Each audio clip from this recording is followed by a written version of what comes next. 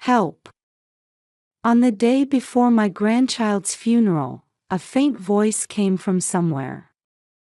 Huh? What?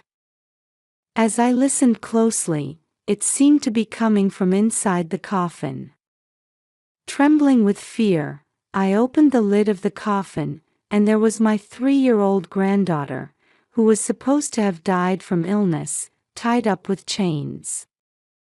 I couldn't comprehend what was happening. Grandma, you know. As unbelievable facts were told from my granddaughter's mouth, I was at a loss for words. Unforgivable. How could this happen? The anger welling up inside me exceeded my limits of patience. I lost my husband in an accident when I was 38. As a widow, I devoted all my energy to raising my son, Timothy, who was 13 at the time. When Timothy was 34, he married a woman named Sarah. "You can finally relax now," my friends all said, acknowledging my years of hard work. Timothy and Sarah lived about a 30-minute drive from my house, maintaining a comfortable distance. Soon after their marriage, we found out she was pregnant, and I was eagerly awaiting the birth of my first grandchild. When Sarah was in her 3rd trimester, I visited their house to share some vegetables. We weren't sure about the baby's gender for a while, but it turns out it's a girl, Timothy said. "Oh, how exciting!" I replied. "Yes, but I really wanted a boy," he sighed. The couple seemed visibly disappointed that the baby wasn't their desired gender. "With a girl, you'll have the joy of choosing cute outfits," I said, trying to cheer them up. Of course, I thought the gender didn't matter as long as the baby was born healthy, but I was trying to boost their spirits. However, they were so shocked they didn't respond at all. Still, I thought once they saw their adorable newborn, they'd forget they ever felt that way. A few months later, my granddaughter was born safely. They named her Olivia, and she was the sweetest little girl. I truly understood the saying, "too precious for words." I visited my son and daughter-in-law whenever I could to see my granddaughter. However, as I observed the two of them, something bothered me. Even when Olivia cried for a long time, they hardly paid attention to her. "Oh my, what's wrong?" I'd say, reaching out to pick her up, but Sarah would glare at me. "Mother-in-law, don't do that, she'll get used to being held." But isn't it pitiful to leave her crying like this? I was trying to help Sarah feel a bit more relaxed, but it seemed that wasn't the right thing to do. Timothy chimed in with a bitter expression, "She's just fussy because she's sleepy. It's trendy now to teach them to sleep on their own from an early age." They both looked annoyed that I had voiced my opinion. "I suppose child-rearing has changed a lot since my day," I said, deciding to step back and observe for a while. However, as Olivia grew, my doubts about my son and daughter-in-law's parenting only increased. When I visited their house, Olivia was always wearing ill-fitting clothes, and she would eagerly devour the snacks I brought as if she were starving. Are they really taking proper care of her? Worried, I tried to talk to my son about it, hoping to offer some help. "Stop nagging. Don't interfere with how we raise our child," Timothy shouted, refusing to listen. What's more, every time I said something, he started treating Olivia roughly. Witnessing such behavior, I found myself unable to speak up and decided to keep quiet. A little while later, around Olivia's 3rd birthday, Sarah became pregnant with their 2nd child. While I was babysitting Olivia during their prenatal checkup, they returned home overjoyed. They had found out their next child would be a boy. Yes. I'm so excited, Timothy exclaimed. That's wonderful news. Olivia, you're going to have a little brother, I said. Yes. I can't wait to meet my brother, Olivia cheered. Seeing Timothy and Sarah's happiness and Olivia's joy, I felt relieved. Maybe they're slowly becoming a real family, I thought. However, my relief was short-lived. Around this time, Olivia started falling ill frequently. Several times, I'd receive a message from Timothy the day before a planned visit saying, "Tomorrow won't work." When I asked why, he'd say Olivia wasn't feeling well.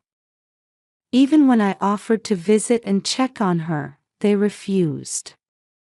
After persistent pleading, they finally allowed me to come over, and I rushed to their house. When I finally saw Olivia after a long time, she looked emaciated. Doesn't she need to be hospitalized? If she's at home, it can't be that serious, right? I asked. Timothy hung his head, covering his face with his hands. We thought it would be better for her to spend her remaining time at home, he said, his voice trembling. Hearing my son speak like this, I knew something was terribly wrong. What's her diagnosis? It must be quite serious, right? I was filled with disbelief and a desire to take Olivia's place if I could.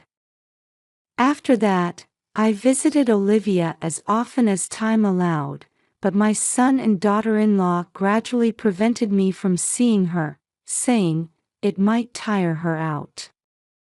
This went on for about a month, and then it happened suddenly. Olivia has passed away, Timothy informed me, and my world went dark. She was only 3 years old. She had so many joyful experiences ahead of her. Thinking about how I couldn't do anything for her, I broke down in tears. I was also worried about Sarah, who was in her final month of pregnancy, and my heart ached imagining how devastated she must be. When I went to my son's house, funeral preparations were underway, and Olivia was already in her coffin. As I approached the coffin, wanting to see Olivia's face, Timothy, who had just entered the room, stopped me. "No, don't open it," he said. "She went through tough treatments, so her body is in bad shape. I don't want you to see her like that." That bad? I imagined a truly horrific end, unable to even see Olivia's face. Though part of me couldn't accept it, I tried to tell myself that Olivia would always be in my heart. Changing the subject, I asked my son if there was anything I could help with, but he said, "We're fine for now," so I decided to go home for the time being. The next day, I visited their house again. It was the day of the funeral, but strangely, no one else had arrived yet besides me. "Who else is coming?" I asked. "No one. We want to send her off quietly, just as family," Timothy replied. "Sarah's parents are working overseas. We contacted them, but they said they couldn't make it in time for the funeral, though they'd definitely come later." I understood it was sudden, and it might be difficult for them to return at such short notice. We'll give Olivia a proper send-off, even if it's just us, I thought. I was standing in front of the coffin, reminiscing about the time I spent with Olivia, when Timothy's phone rang, and he stepped outside to take the call. At that moment, I heard a faint "help me" coming from somewhere. Listening closely, it seemed to be coming from inside the coffin. Trembling, I opened the lid, and to my shock, there was Olivia, who was supposed to be dead, bound in chains and pleading for help. Olivia? What on earth is going on? I was confused by this sudden turn of events, but I knew without a doubt that my son and daughter-in-law were involved. I quickly helped Olivia out and hid her in the closet, telling her, "Wait here for just a bit, okay? Sarah's gone into labor." Timothy came running back, his voice full of excitement. "I'm taking Sarah to the hospital now, so you should go home," he said, gathering his wife's belongings and tidying himself up. "What about Olivia's funeral?" I asked. "That's not important right now. The boy who's about to be born is what matters." He said this as if it were the most natural thing in the world, without even a change in his expression. "But it's sad to leave Olivia alone." "I'll stay here and keep watch," I suggested, feeling it would be more convenient to remain in the house. "Just because we're not here doesn't mean you can look inside the coffin." "It would make Olivia sad," Timothy warned, looking thoughtful for a moment before hurrying out of the room. "Even if you tell me not to look, it's already too late," I thought to myself. After confirming that Timothy and Sarah had left, I rushed to the closet where Olivia was waiting. "Olivia, it's all right now," I said, hugging her tightly. "I'm so glad you're alive." After that, I heard an unbelievable story from her. As I had suspected, Timothy and Sarah were indeed the culprits. I will never forgive them.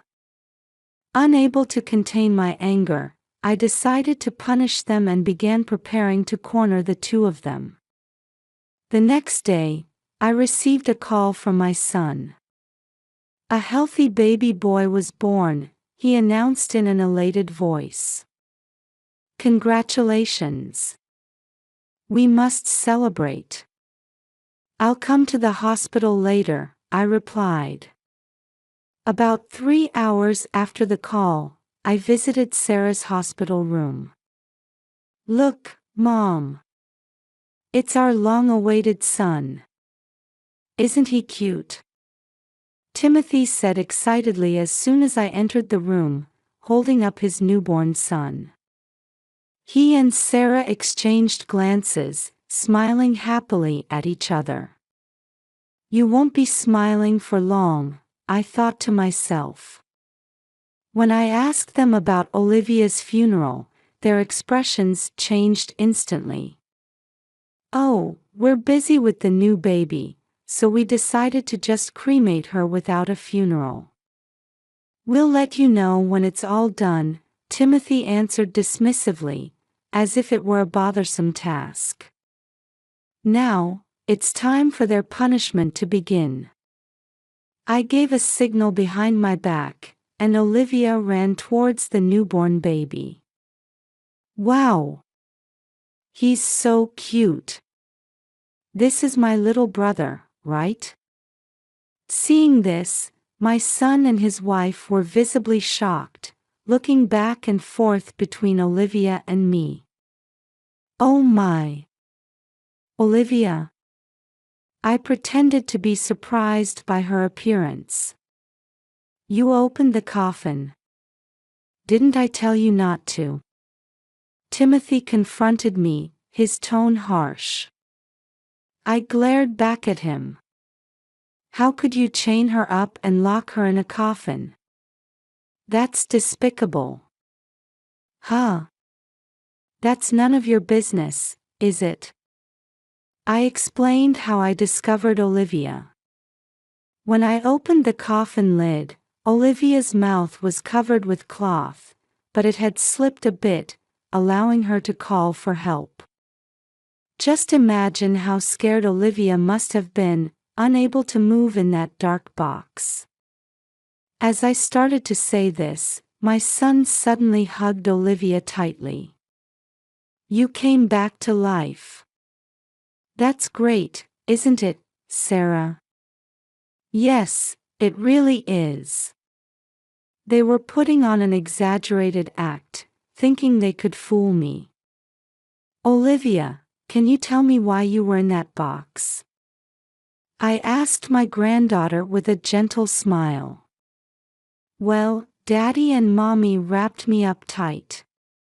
Then they said a devil was coming, so I had to wait there, Olivia explained, stumbling over her words but trying her best. She's saying this, but can you explain what it means?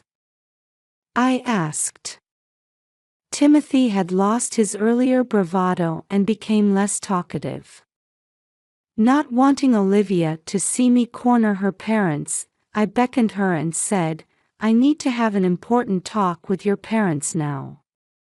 Can you wait in the hallway with my friend? Okay, I understand, she replied. I had asked a friend to come along and help me with this situation. After confirming that Olivia had left the room, I slowly turned to face Timothy and Sarah. Now, I need you to explain everything clearly, I said. Unable to withstand my piercing gaze, they quickly averted their eyes. You can't believe what a child says. That's right. She's only 3 years old. Her memory can't be trusted. They desperately tried to deny their actions, refusing to admit what they had done. I took out a notebook from my bag and held it out to them. But what's written here is true, isn't it? Timothy's voice cracked as he asked, How did you? This notebook contained details of their plan. Shall I read it aloud? The funeral is fake, meant to deceive Mom. Further down, it was written that if Olivia died, they expected to receive financial aid for funeral expenses. I had found this while searching their room after they had rushed to the hospital when Sarah went into labor. It's the worst to snoop around someone else's house. But that's just notes I took about an interesting mystery drama I saw on TV the other day, my son declared boldly, snatching the notebook from me. He looked triumphant, but of course, this wasn't the end. Then what about this? I said, pulling out another document from my bag and thrusting it at Timothy. What's this all about? He demanded. It was Olivia's medical report. When I rescued Olivia and hugged her, she winced in pain, saying, It hurts. When I lifted her clothes to check, I saw several bruises on her body. Suspecting my son and daughter-in-law of mistreating her, I immediately took her to the hospital. The doctor told me, this child has been regularly subjected to physical abuse, and her nutritional state is poor. Is she not being fed properly? He then provided me with this medical report. So that's why Olivia devoured the food so eagerly when I brought some to your house before, I said. They kept their heads down, not answering. What's going on? Why are you doing this? I pressed further. At first, my son wouldn't even meet my eyes, but then he sat down in a chair, manspreading. We wanted a boy, but she was born a girl. That's the problem, he blurted out. Children are precious gifts, I said. No way. Girls are useless, aren't they? Timothy started talking non-stop, as if he had given up trying to hide anything. He explained that once they found out their second child was a boy, they decided they no longer needed Olivia. However, they thought it would be suspicious if she suddenly disappeared, so they came up with the plan to pretend she was sick and eventually claim she had died. Well, we haven't been feeding her properly lately, so we thought she'd eventually just weaken and die on her own. My son said this with a smirk, casually admitting to such a terrible thing without any hesitation. There was one thing I couldn't understand. Even though you say that, you didn't actually kill her. Isn't that because deep down, as parents, you truly love Olivia? I asked. Timothy and Sarah looked at each other, then burst out laughing. Love? There's no such thing. If she died, we'd lose the child support payments and our income would decrease, right? That's right. The only one we want to love is this son, Sarah said, lovingly stroking the baby's head she was holding. At that moment, I realized my anger had reached its peak. If that's the case, there was no need to chain her up and put her in a coffin. I shouted, suppressing the urge to slap them both. However, my anger didn't seem to affect them at all. But that wouldn't create the right atmosphere, you know. Besides, kids can do unexpected things, so we thought it would be safer to keep her restrained and locked in the coffin, my son said matter-of-factly. My body trembled with rage at his nonchalant attitude. Also, you always come to our house and dote on Olivia, so we were worried she might tell you what we've been doing to her someday, Timothy continued. So that's why you pretended Olivia was dead. You thought I wouldn't come around anymore? I asked. Bingo. Timothy said with a grin.